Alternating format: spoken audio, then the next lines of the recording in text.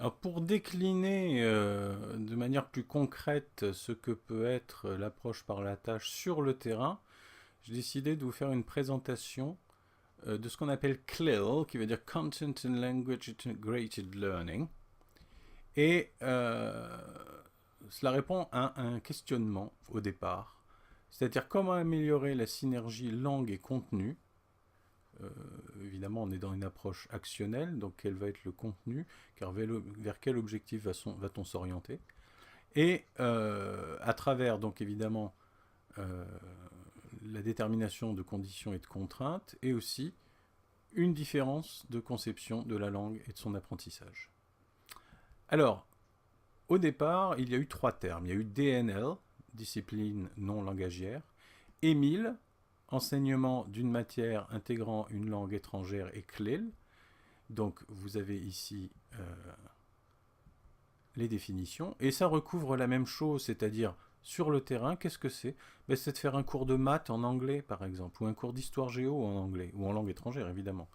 Donc se posent certains problèmes. Qui va faire ce cours? Est-ce que c'est le prof d'histoire géo qui est compétent en histoire-géographie mais pas forcément compétent en anglais? Ou alors un prof d'anglais qui va prendre le rôle, mais par exemple pour faire un cours de maths en anglais, il faut quand même assurer pas raconter des bêtises.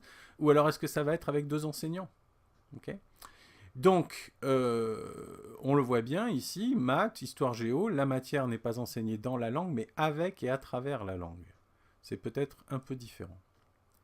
Donc les objectifs, quels sont-ils? Eh bien, vous le voyez, permettre aux élèves d'élargir leurs connaissances sur un sujet, améliorer leurs compétences en langue étrangère à travers évidemment un transfert sur une autre matière que la langue elle-même, et donner une perspective interculturelle sur un sujet particulier.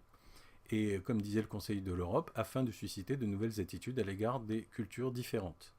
Et puis il y a le changement du statut de la langue, puisque au départ c'était une discipline, et à partir du moment où elle sert à aborder une autre discipline, elle devient un médium.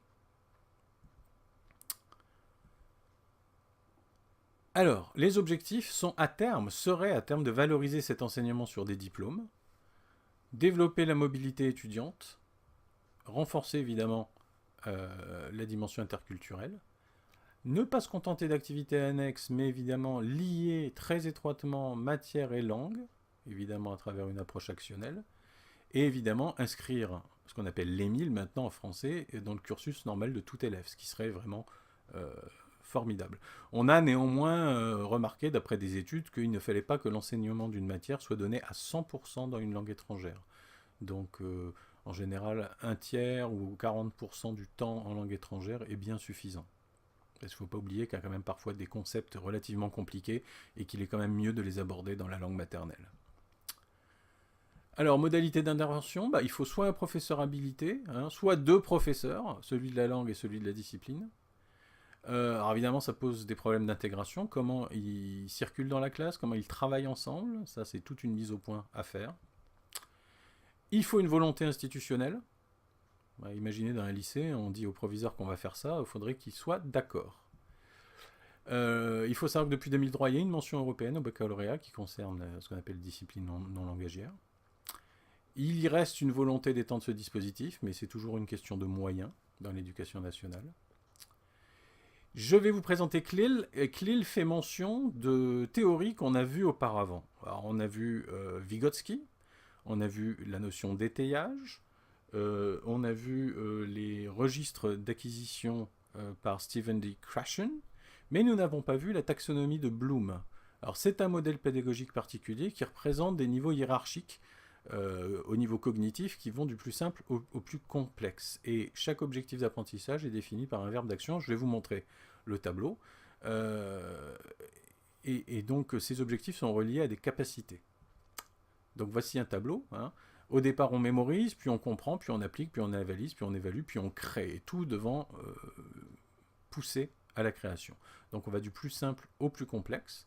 La taxonomie de Bloom n'est pas le seul modèle, il y en a d'autres très voisins, je vous en ai mis un là par exemple, qui est celle de Krathwohl, et c'est à peu près la même chose, reconnaître, comprendre, appliquer, analyser, évaluer, créer. Donc j'ai décidé de vous rajouter cela, puisque c'est évoqué dans les vidéos suivantes qui portent sur CLIL, donc j'ai choisi une vidéo de présentation très brève et une autre faite par David Marsh, avec qui j'ai travaillé il y a quelques années. J'ai travaillé finalement avec les deux fondateurs de CLIL. Et donc, il présente mieux que quiconque, évidemment, ce type de projet. Donc, bon visionnage.